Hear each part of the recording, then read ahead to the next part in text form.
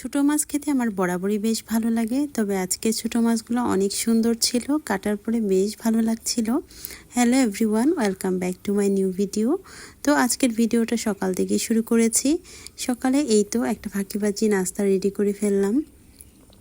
তো ফাঁকিবাজি নাস্তাটা দেখে বুঝতেই পারছেন, এটাকে আমি জাতীয় নাস্তাও বলি। এটা খুব সহজেই রান্না করা যায়। ঘুম থেকে উঠে যেহেতু কোনো কিছু রান্না করতে ইচ্ছে হয় না, যখন কোনো কিছু রান্না করতে আমার ইচ্ছে না হয় তখন হচ্ছে এই ফাঁকিবাজি নাস্তাটা করে ফেলি। এই তো দুপুরে রান্না শুরু করে দিলাম।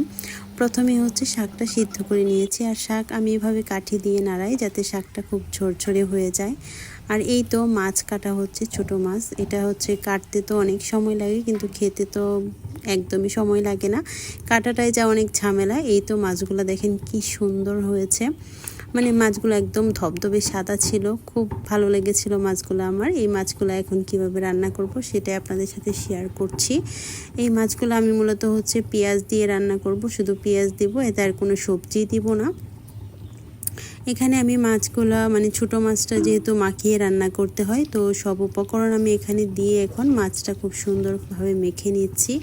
উপকরণ বলতে এখানে পেঁয়াজ রসুন কাটা, তারপরে পেঁয়াজ রসুন বাটা, আর পেঁয়াজ কেটে দিয়েছি, কাঁচামরিচ কেটে দিয়েছি একটু ঝাল ঝাল হওয়ার জন্য, সাথে শুকনো মরিচের গুঁড়াও দিয়েছি, দিয়ে হচ্ছে তেল দিয়ে ভালোভাবে মেখে এখন হচ্ছে পানি দিয়ে তরকারিটা বসিয়ে দিব। আই হোপ ভিডিওটা আপনারা একদমই স্কিপ না করে শেষ পর্যন্ত ভিডিওটা দেখবেন। এদিকে হঠাৎ করে একটা ঘটনা ঘটে গেল। এই যে দেখেন, আমার আইফোনটা হচ্ছে একটুর জন্য পড়ে গিয়েছিল তরকারির মধ্যে। তো একটু একটা সাইডে একটু ভরেছিল, তরকারির ঝোল ভরে না যে এমন না, যাই হোক শেষ পর্যন্ত কিছু সমস্যা হয় নাই। তো এই যে তরকারিটা বসিয়ে ফেলেছি, আর এদিকে হচ্ছে আমি মাংসের তরকারিটা রান্না করে নিচ্ছি। যেহেতু মাছ মাংস শাক এটা হচ্ছে আমার দুপুরের আয়োজনে ছিল আজকে। তো এই তো মাংসটা প্রায় হয়ে এসেছে, আর এদিকে মাছটাও প্রায় হয়ে এসেছে। এই যে দেখেন মাছটার কালারটা কত সুন্দর হয়েছে। তরকারিটা জাস্ট হচ্ছে পেঁয়াজ দিয়ে আজকে আমি ছোটো মাছটা রান্না করলাম, সাথে আলু দিতে পারতাম, আলু যেহেতু আমি তেমন একটা খাই না তাই আলু দিই নাই। তো এই তো আমার রান্নাবান্না প্রায় শেষের দিকে।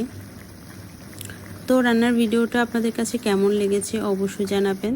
তারপরে হচ্ছে সন্ধ্যা হয়ে গেল, সন্ধ্যার নাস্তা রেডি করছি। সন্ধ্যার নাস্তায় আজকে হচ্ছে চিপস ভেজেছি।